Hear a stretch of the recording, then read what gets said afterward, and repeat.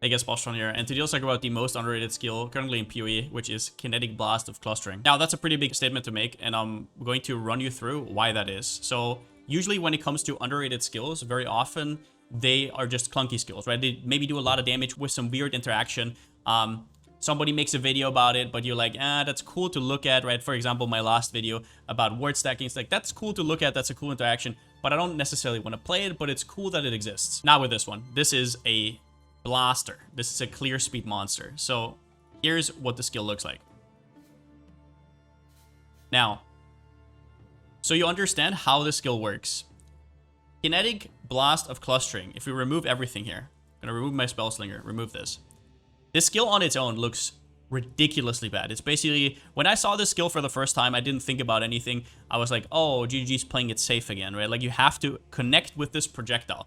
And the thing is, you cannot increase the amount of initial projectiles because it overrides that. It basically adds additional projectiles and additional explosions at the end, but you cannot have more than this initial projectile. But if it connects, for example, with a wall or an enemy, this is what happens. But in order to make the skill truly broken, you're going to use Awakened Fork and a Tornado on a Spell Slinger.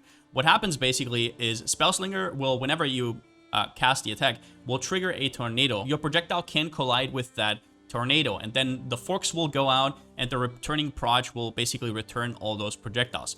So what happens is the Tornado is instant though. So your projectile has a travel time, which means it's always going to collide, and then that's how it looks like, right?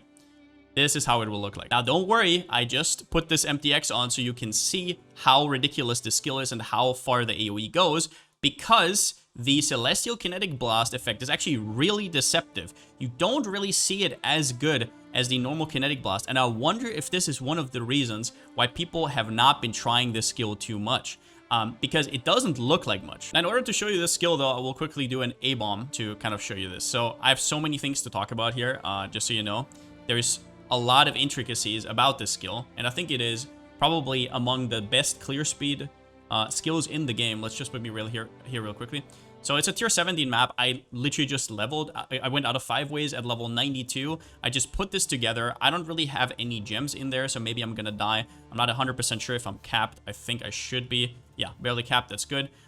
So I'm just going to quickly show you how this plays. So you don't have to do anything. Your Arcane Cloak automatically activates. Your Tornado automatically activates. And then you just go in. Now, if you look at the minimap, you can see how far away mobs are dying by kind of the mana. And you might also be looking at my mana and you might be kind of like, why am I struggling so much? That's because I am using Indigon for ridiculous spell damage skilling. More on that later. So I am not going to full clear this map, but I'm just going to quickly show you this.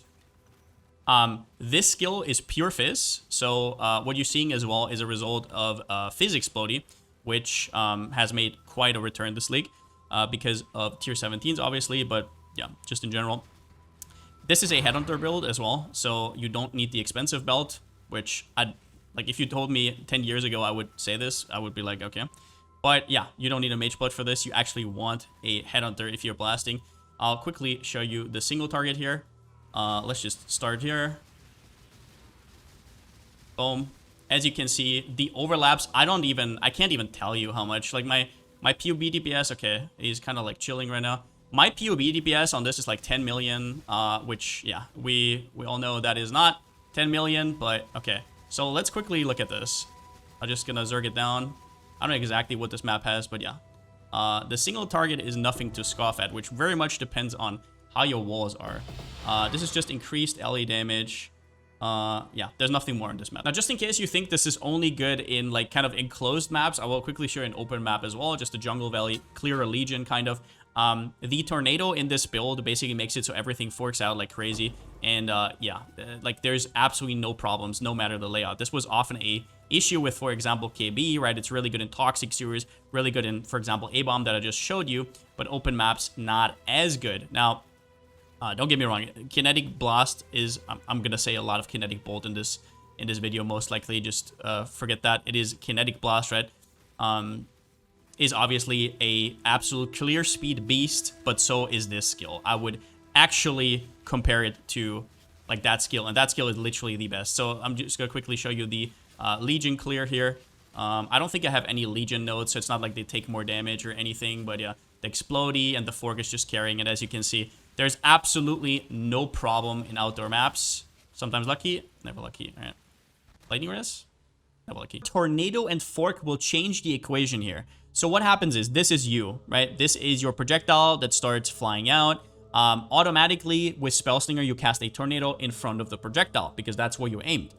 Now, what happens is, usually, you hit the Tornado, right? So, yeah, you hit the Tornado, it counts as a collision, so it will start forking. So we'll fork kind of like this. Now, with the node that we have on the tree, which is increased forking angle, actually what's going to happen is you're going to fork a little bit crazier. So you, for example, that just means the angle would be this instead of this, right?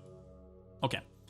But what we have is 75% chance for an additional projectile when forking. And if you don't know, that additional projectile actually gets added straight. So what happens is it collides with the Tornado. The Tornado will add explosions, which if you're away from the enemy, even just a little bit, will now hit the enemy, right?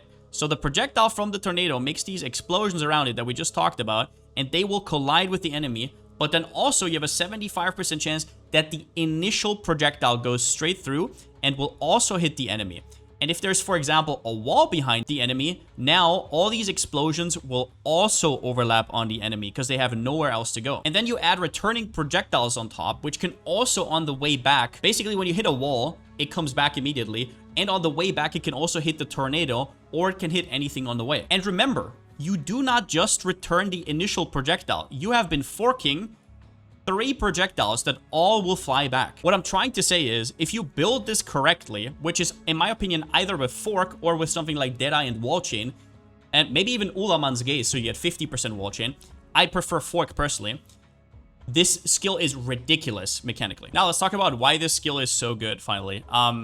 So first up, this skill got ultra buffed this league. Now, if you look here, one skill's got something very special this league, and it's a lot more special for Kinetic Blast of Clustering. So normal Kinetic Blast, which is the go-to absolute giga clear speed, one skill got this change. It now has 115% base attack speed.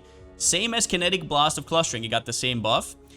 And it now has increases and reductions to spell damage also applied to attack damage from skills at 200% of the value. So the Battle Mage's Cry that got removed, or ones that usually have to use like Crown of Ice, which now you're open to use Indigon, or you have to use like the Mastery that converts it at 100%. I think it was the one Mastery, yeah. You don't have to do that anymore. Basically, you get double effectiveness on any source of spell damage. And while this is huge on normal Kinetic Blast, for example, Strength Stacker or Int Stacker, on Kinetic Blast of Clustering, it's way crazier because your spell damage scaling is the craziest spell damage scaling that there is, which is Indigon. Now, why am I saying Indigon? Why am I saying mana stacking? Why am I Hierophant on a Wander, right? The reason is Kinetic Blast of Clustering has added physical damage equal to 16% of max mana. Now, we have seen Power Siphon of the Archmage, which has the same but in lightning damage and a higher number, and you might think, oh, that's really good, right?